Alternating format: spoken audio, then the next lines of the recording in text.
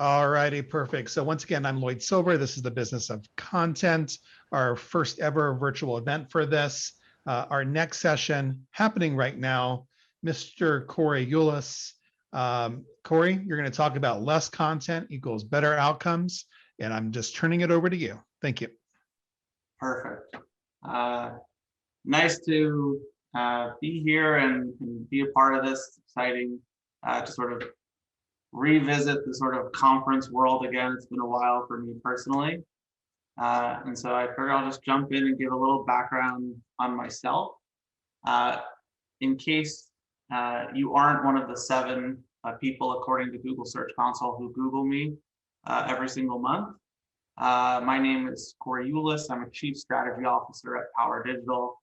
Power Digital is a 400 plus full service marketing agency, from SEO to paid search, social PR.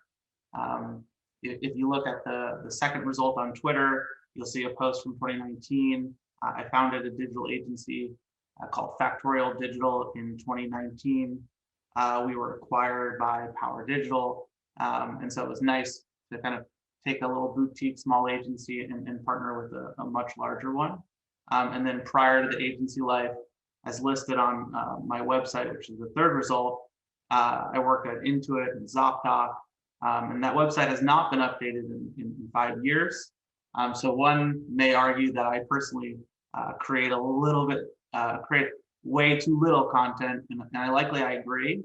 But it's primarily due to the fact that most of my time is spent guiding content and marketing strategies for large enterprise brands, startups, and generally everything in between. And also managing 2 small children. So I don't spend much time posting myself.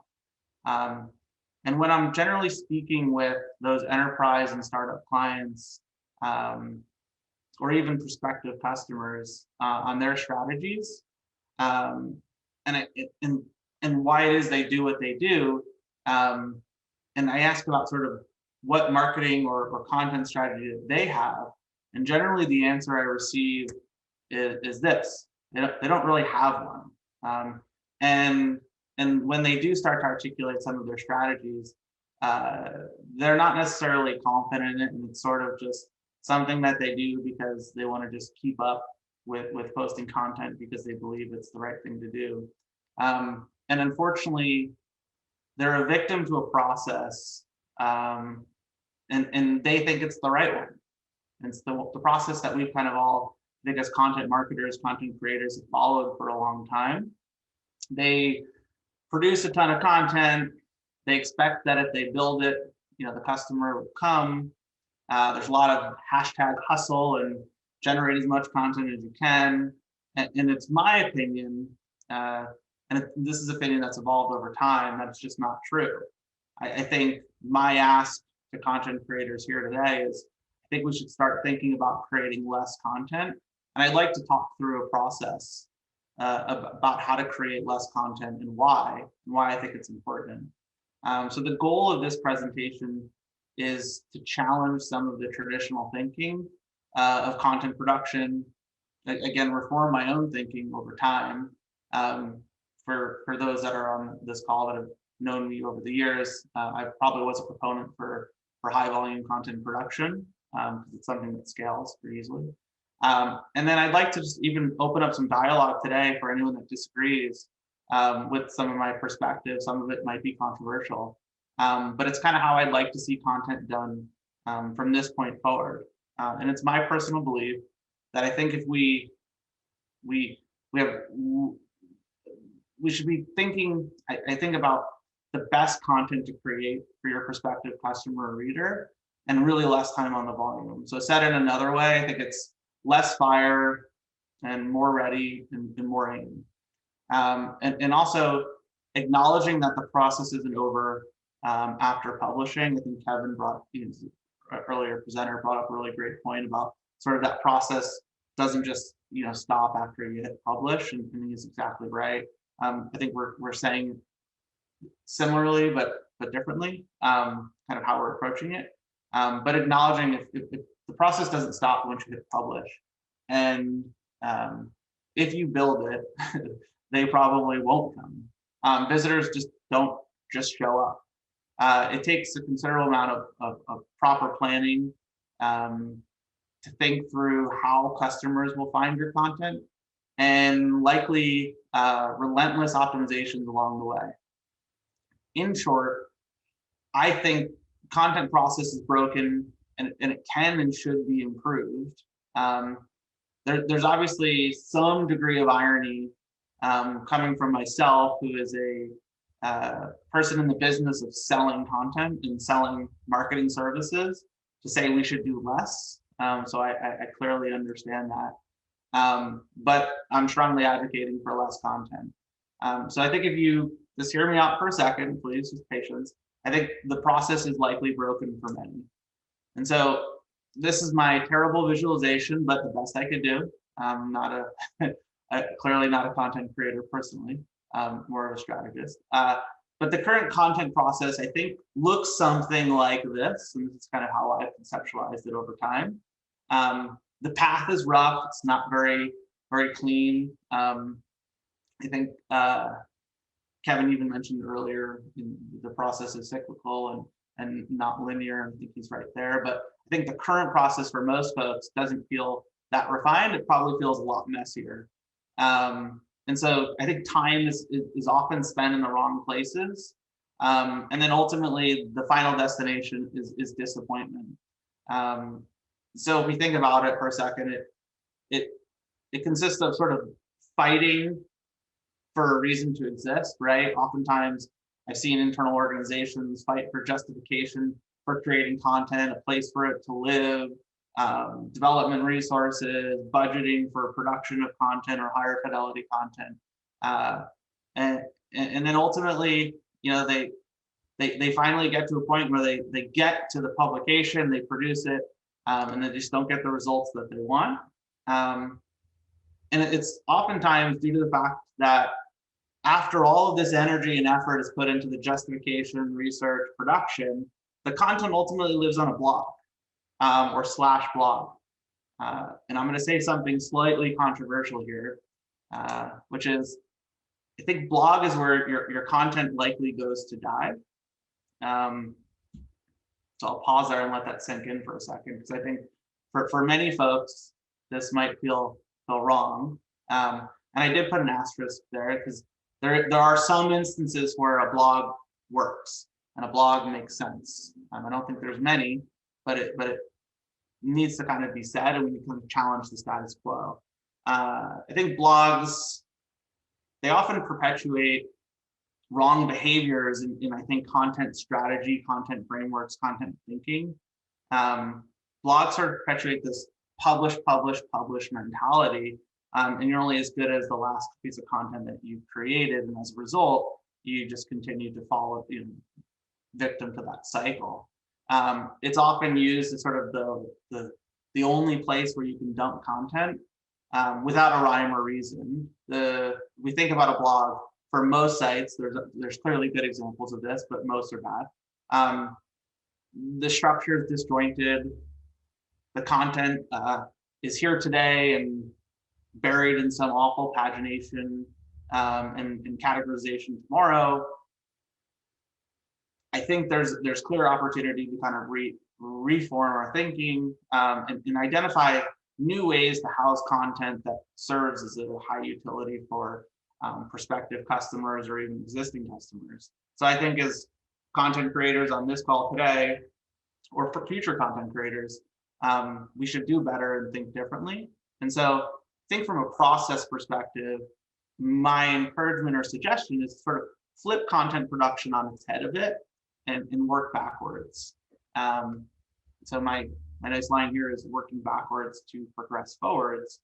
And so I like to think of it pretty simple, of having a process like this where I start to work backwards. The beauty of this is it naturally slows down content production, the content process. The moment you add this friction, it prohibits content that has little to no value from being produced. So this will be an instant restriction on that entire process. You will slow down content production, and you will actually produce better content overall. And so one, I want to know what is it that I want the person to do, what I want the person to walk away with getting, and how does the person find said content that we produce. So it takes a bit of time and getting used to do this, but I'd like to walk through kind of each one of these line of thinking or aspects of process, and show you how I clarify my thinking on producing content for businesses, and how I inform and guide them to do that. So I'll start with sort of what should they do, right? And so what does the person do when they land on the content or actually start to enjoy the content or read it or interact with it, is less about what you want the customer to do and what the customer naturally wants to do themselves. And so you have to sort of step outside of yourself a little bit and start to think about the actual customer, have a little bit of empathy, and start to conceptualize, you being in their shoes, because frankly, you are not the customer, right? And so you need to start to think a little bit differently about positioning that content, and also what that customer is going to do when they get in the content. So oftentimes, I think prospective customers that I'm working with today are likely over-indexing how badly they want the conversion. And so I think this is the setup punchline here. It's oftentimes it comes across slightly desperate. Your prospective or active customers, I guarantee you, smell desperation. And so when you start to have that desperation of jamming a conversion in their face, or call to action, it gets overwhelming. And so I think over the past, particularly the past 18 months, marketing has evolved pretty considerably. Budgets have shifted from offline and in-person events to online. We're seeing massive ramp up of email marketing. We're seeing additional LinkedIn messages. I'm sure many of us on this call today have experienced that high volume of, I'm personally getting phone calls on my cell phone. It's getting overwhelming a bit as a consumer side, but your customers inundated with all of this sort of communication and likely desperation. And I think what we need to do is go back to creating content that is extremely high value, but also encourages a different journey for the customer. And so I'll share an example of a different journey. This is Help Scout. Help Scout does pretty funny. I think Ross Hudgens from Siege Media actually posted something on LinkedIn today about the way that they frame a lot of their content on LinkedIn. So it's pretty interesting to see that we're both looking at something similar. But Help Scout does a good job of this, in my opinion. So if I plucked out some of the interstitials and things that they're using within their content to encourage a different user behavior, user journey. And so it encourages, I think, number one, if you look on the left-hand side, it encourages you to join a couple 100,000 other folks that they sort of have joining a newsletter. It's a great way to get information, especially if you're interested in customer service. It encourages you to read other similar posts within the article. And if you look at this example, there's several moments in which it sort of encourages you to find other content. And what they're doing clearly here is trying to encourage better engagement rates, like pages per visit, time on site, lower the bounce rate, obviously, but get you more familiar with the brand, get you more familiar with their philosophy, and also try to get you more engaged. And then ultimately, there's always going to be a point in which you need to have a call to action. But this example that I provided here, I think it is less aggressive, less in your face, less desperate. It's pushing for a free trial, but it also doesn't come across as sort of that most aggressive.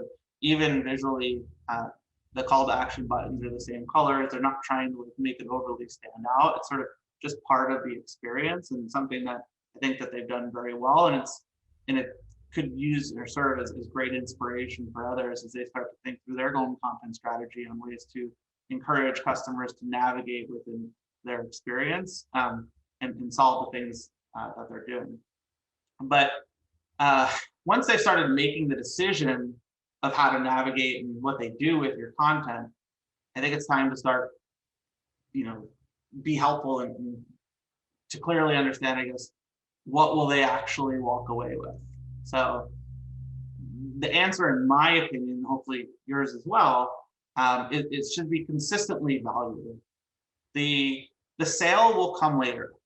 It will, I promise. But if you just continually deliver value to that prospective customer or even existing customer, the content becomes more powerful and more impactful. If you're, I think, ensuring the customers are getting value in the content, you're going to get more later as a result of it. And candidly, when you start ensuring that your content's delivering that value, it becomes pretty difficult to produce that content at scale. Again, so naturally slowing down that volume of content production.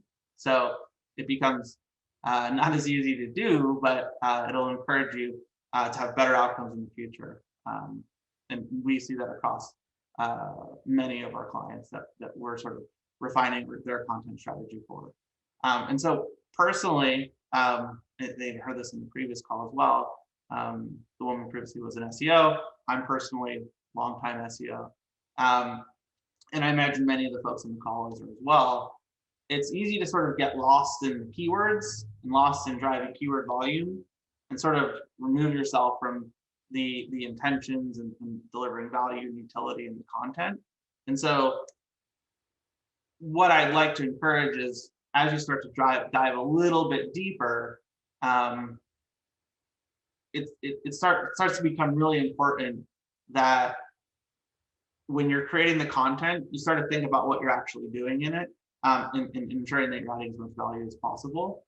And so here's a little cheat sheet that I kind of keep in the back of my mind as I start looking at content: is answering a question super fast. Is it solving a problem? Is it providing a service? Or even providing entertainment? I think entertainment is often overlooked as a means of content production and content value. So for instance, being provocative, controversial within reason, controversial, having like a difference of opinion versus being kind of extremely controversial, or even just funny in general. It's a useful way to connect with the audience. And you'll be surprised, I've seen this in countless examples with friends that we've worked with that decided to sort of go provocative and funny in the entertainment route, start to see customers navigate after they've experienced that content, because they start to connect with the brand, and frankly, it builds a bigger audience pretty fast. But one thing to sort of keep in mind is, if you start building content that kind of follows this structure, has high utility, it makes it easy to navigate, the content doesn't necessarily get visitors right away without any additional effort. And so if you build that content, the customer is likely not going to find that content on their own. And so you need a plan for how they will find it. So I'm going to I don't love this slide because it's sort of calling out not the great things, but sort of the opportunities. And so, for instance, if you look at the way Gusto is presenting their blog or their resource center, it's actually very good content, in my opinion. They're just not necessarily proud of it, right? They've shoved it in the footer. Another example of this is you go to QuickBooks blog is up in the footer. There's a lot of really interesting ways that businesses are sort of hiding that blog and that content. And I think it's time to stop thinking about the blog and start thinking about creating that content that you're kind of head over heels proud of. I think being so focused on delivering value and positive experience will make it natural to want to drive customers to the content, even if like deferring speed to conversion a bit. So start to think about being extremely proud of the content and how you're going to surface that on your website. That will start to challenge and reform your own thinking on the production of content over time. There are examples of businesses that are doing this well. HubSpot does an awesome job with this. So they're so proud of their content. On live chat, they're encouraging prospective customers to view educational content, right? So right in your face, first thing you see. And I think this is how it should be. The content should be so helpful that live chat agents or phone reps or email support or what have you is passing the educational content or the informative content to the customer. Or better yet, you're so proud of the content that you'll print it out and mail it to the customer. I think that's a good pressure test of if your content's good enough. Or, are you willing to print it out, fold it up, and ship it off to the customer? And if that's the case, then your content's good. So I know every time isn't print worthy, but it's a good sort of mechanism to kind of keep you in check on producing that high value, high quality content. So when it's applicable, use that exercise. But as you distribute the content, with conversation of the customer, you'll start to realize that that high value content starts to pay off beyond just that instant conversion, right? This is a means for your teams to communicate with existing or net new customers. And so I haven't necessarily spoke about the mechanics of distribution of content. And I know that this sort of conference, the goal of it isn't to sort of focus on the execution of the distribution, but there are some interesting ways that you can think about your content creation process as a way to sort of support your distribution in the future. And there's a friend of mine, Justin Welsh, who you may or may not have heard of. He's posted on LinkedIn a lot about being sort of a niche content creator or master content creator. He's an influencer himself. And if you haven't seen his stuff, I encourage it. It's a very interesting perspective, and he's very good at what he does. But more kind of importantly for this is, I think he has a really great approach on being a more sort of, I think he calls it a more compelling content creator that just yields better distribution possibilities. And one of the ways that he suggests doing this is when you're thinking about content creation, think about combining your skills and interests. And so, for instance, if the skill is, and this can be kind of twisted for B2B or B2C, however your content you're creating, or even thought leadership content. Your skill, right, being finance or fintech, and your interests being wine, and then the ultimate idea being high-end wine projections. And I think this unlocks new audiences. And Justin goes on to say about how this actually goes on to open up the opportunity to distribute your content to an audience that you might not have thought to go after otherwise. So for instance, the fintech company, or fintech consultant, or fintech app, or what have you, now has the opportunity to go after the wine audience. And this will lead to more passionate content with depth, and content that you're extremely proud of, without kind of overcomplicating the process or overthinking it. And it'll also come with a bunch of indirect value, such as better backlinks or a different sort of backlink profile from a neighborhood that isn't necessarily where everyone else is getting links, and all sorts of indirect value as well. So I think in summary of kind of what I discussed, I'm just trying to encourage you all to rethink content strategy. And I think by completing this exercise that I've laid out, you may very well end up with a blog, and I get that, but likely many of you are going to have to change your approach, and change is good. Be okay with change.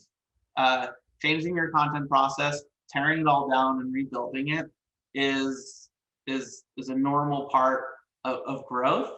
And I think it's something that sort of keeps us all honest, and makes it all better in the long run. and frankly, if we all build better content, it's not only helpful for the businesses that we're trying to grow or consulting or what have you, but it's also good for us as consumers. The internet deserves to have better content and things you can find the answer to faster and getting and things like that. But if you do that change, you will likely have a better content process, right? So if you remember the previous slide where I talked about how it was pretty rough and frustrating process, you'll end up with a content process that's more refined, more deliberate, less focused on volume, and more on the aspects that will deliver better outcomes overall. Being more strategic and thinking about what your content's going to do for you, for your customers, how they find it, being more thoughtful about the ideation and production will allow you to unlock more time for distribution, optimizations, and measurement, where you're focused on the right things and less about sort of the justification for existence and things like that. I think I'm a little bit under time, maybe talked a little bit fast, but I'd love to open it up to questions and communicate with folks on the line. Great. Hey, thank you, Corey. If you have any questions for Corey, just use the Q&A functionality. We'll be watching out for that. Here's one question. If not a blog, what? It's a great question. Yeah, there's a number of things that we're seeing companies and individuals start producing. Number one is expert advice is a great one. Kind of learning centers or learning hubs is another. And I think what that does is it starts to change the way you position the content. A good example is Zola has an expert advice section. It's B2C business and wedding registry. Roman Health has health glossaries and health libraries as well. Those are just different ways of positioning the content that allows it to be a little bit more evergreen. It also allows it to be a little bit easier to navigate. And so something that I encourage folks to do is kind of rethink the structure of it and stop being stuck to sort of the posts, pages, categories, tag structure that we've been accustomed to since, I mean, the first time I spun up a WordPress site in 2006. Good. Any questions for Corey? Put them in the Q&A. So Corey, what do you think the future holds for content marketing? It's been evolving quite a bit. Still a good place to be investing going forward? For sure, yeah. I mean, it's the easiest way to communicate with your existing or prospective audience. I think more consumers are consuming content than ever. I think consumers are consuming it in all different forms, short form, long form, video, audio. It's fantastic. It's something that I'm extremely bullish on. I'm really excited about seeing sort of the evolving way that folks are even sort of transforming or modifying that content. A good example, Joel, a presenter here today, is creating content for testimonials and case studies with his business Case Study Buddy. I think that's a fantastic way to showcase kind of experiences that customers are having, and a great way to have dialogue with prospective customers using kind of real stories and real examples. But then in addition, you know, there's an opportunity to create content that is also promoted on things like live commerce and things like that. So content overall is not going anywhere. My push is I'd love to see us kind of just think about how we structure it, especially mechanically over time. I think there was a question that came in. Yeah, there is. So the question is an older audience just as swayed by entertainment value in educational content? An older audience just swayed, but it's a hard thing to answer. But I would say I have seen, it's hard to say what older is, but I have seen very, very boring, sleepy industries produce some pretty funny content. I mean, for instance, trying to think of a good example. I've seen accounting blogs do cartoons, and I've seen even a what was it? Very, very technical B2B SaaS company produce 100 jokes and puns, which is pretty funny and interesting. It was a great way to, I think, connect with the audience. They're just a little bit more lighthearted.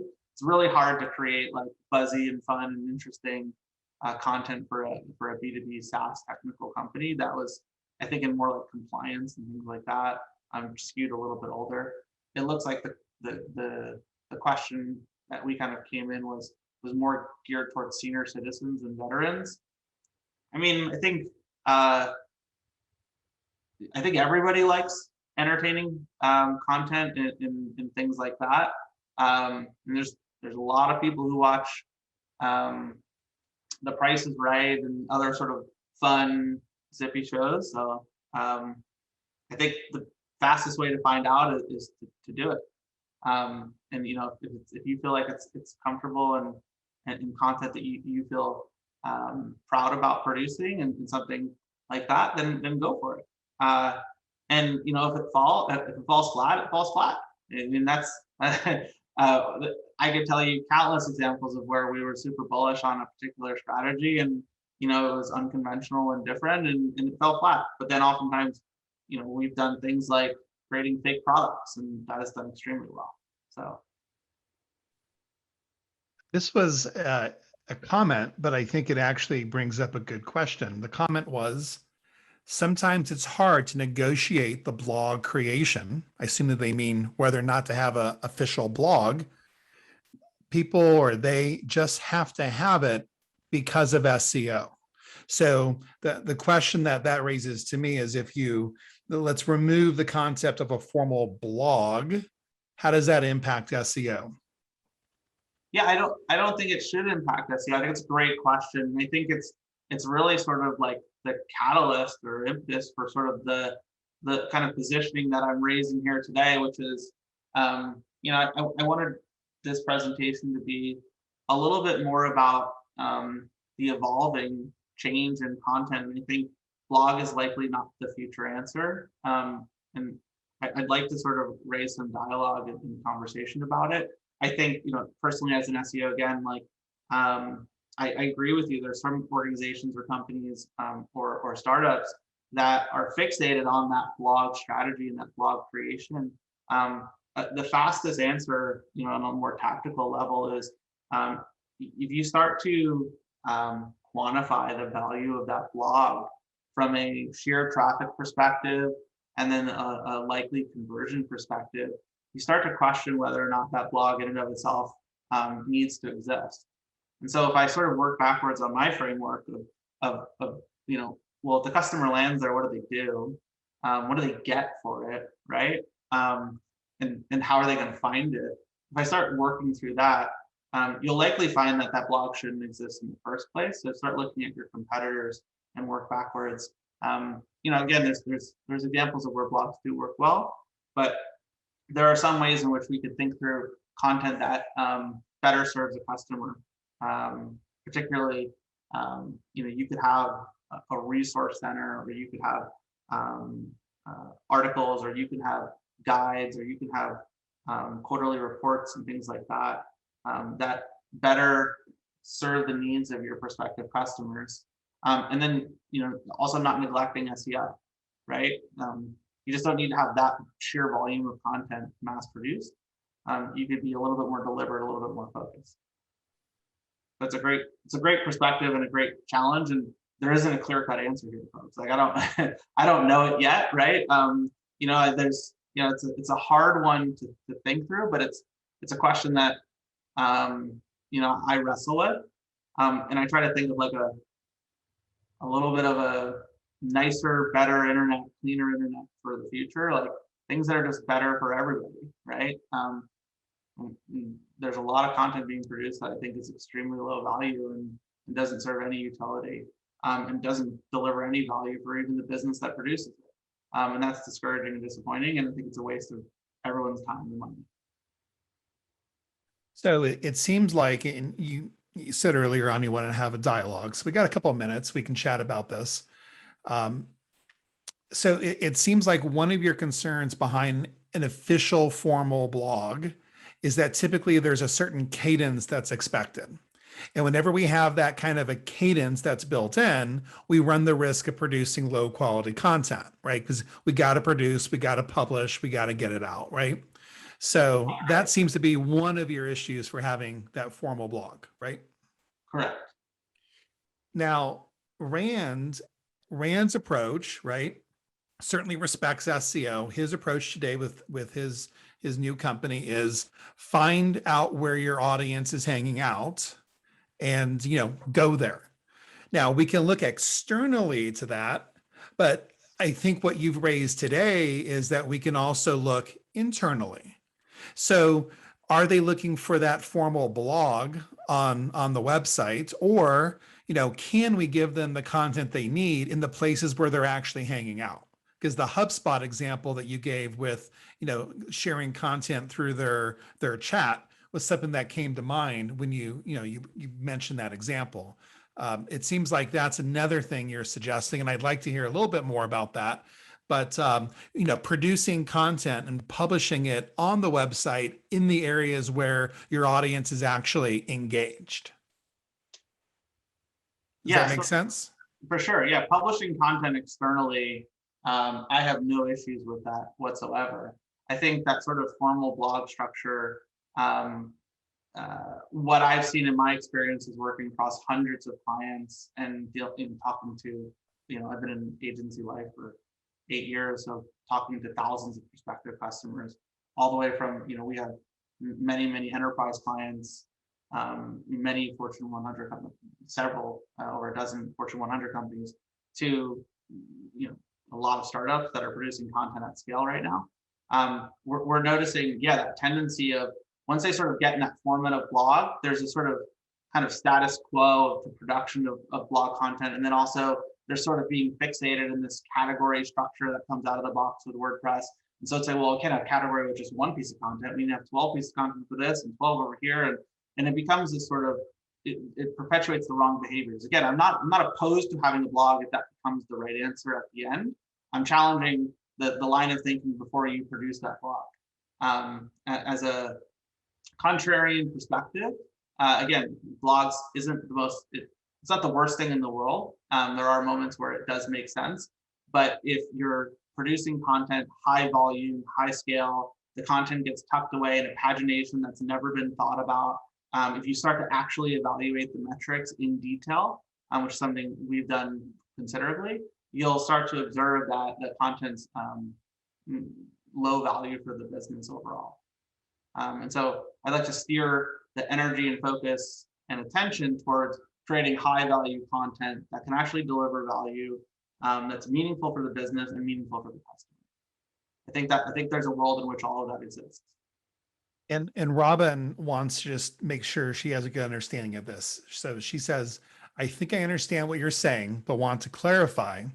The issue with the blog seems to be when the strategy calls for an arbitrary publishing cadence and a non-flexible content experience. Is that right? Or am I missing issues that you see? No, that's right. I think that's exactly right. It's just probably said in a more succinct way than the way I presented it currently. But there's a lot of operational issues.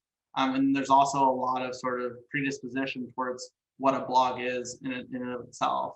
And where we've seen many of our clients get better results by sort of reducing that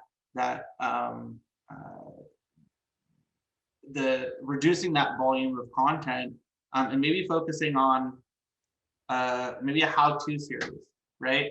And just being focused on 12, 24, 36 how-to questions that are very directly oriented with the customer, versus a blog, which oftentimes, if you think about it from a timeliness perspective, you're sort of right now you're creating back to school content, and then you're talking about Thanksgiving and holidays and travel and Black Friday, and then you're instantly going into the New Year content and the new you and the 2021 wrap up, and then you're doing the new you in 2022 and things like that. It just becomes just problematic and low value and not necessarily a good use of everyone's time. Yeah, that makes sense to me. I mean, you mentioned the expert advice area. So if you create a section for expert advice, your goal is not to publish an unlimited amount of content. It's to understand, what are the questions that need to be addressed for that particular area. And if it's 5, great. If it's 10, great. But let's produce high quality content that serves that particular purpose. And then we can move on and we can have another area that we get into and address, That's like the exactly how-to right. section. And you can always go back and revisit, right? You can always Yeah. optimize. I mean, that's literally the O in SEO. Yeah. And it's like, let's go back and optimize. Let's go back and look at the data. Let's talk to the customers that are landing on the page and refine that process, because now you have a clear baseline and metrics. But again, if you create content that's extremely high value, that solves a problem, you're going to start to observe, one thing is, for instance, the expert advice, we've done many of those over the years. What we started to observe is we look at exporting all of the questions that come into their live chat. We export all of that, use a simple word cloud or things like that to bubble up the top questions. And then we now know that we're creating content that's absolutely, regardless of what Ahrefs or SEMrush or any of the tools tell us, we know exactly what the customer is looking for. We produce that piece of content. Next time the question comes in through live chat, boom, here's a great answer to that question. We've thought about that for you, and here's the solution. And did you know we actually provide a service for that? Great example. Last question I'll ask, unless somebody else pops in here at the end. What is it that you're most excited about in content marketing going forward? It's a good question. Personally, what I'm so excited about in content is that I feel so disconnected for all of the different mediums and ways that content is being distributed. As I'm getting personally older, it's starting to excite me and re-energize me that I don't necessarily know everything anymore. I'm not saying I knew everything. I don't think it's fair to say, but I was definitely kind of more in tune with the way content was being distributed and folks are interacting, engaging with it. And I think over time, I'm starting to feel that there's just being so much volume of content being produced. It's so easy to produce. It's so easy to make a video. It's so easy to do an interview now that's sort of acceptable to have sort of a pool table in the background and everything's a little bit more informal on the way that people are communicating. And podcasts and videos, and it's wild. And even things like this, right? It's pretty exciting. So I think for me, it's starting to kind of relearn and re-educate myself even personally on it. And I think in businesses are starting to experiment with it more. So the data is going to kind of tell us which direction to go and what's actually working and what's not, but exciting time to be a part of it. Perfect. Thank you, Corey. Appreciate it. Thank you. Yeah, got a lot out of that. So appreciate it. We'll wrap up Corey's session here and say so long to him. And next up, right away, it's 1:14 Pacific time. So we are right on schedule to start our next presentation at 1:15 with Jeff Coyle. So I'll give people literally about 30 seconds to go grab some water or something, and then we'll start up with Jeff in just a moment here.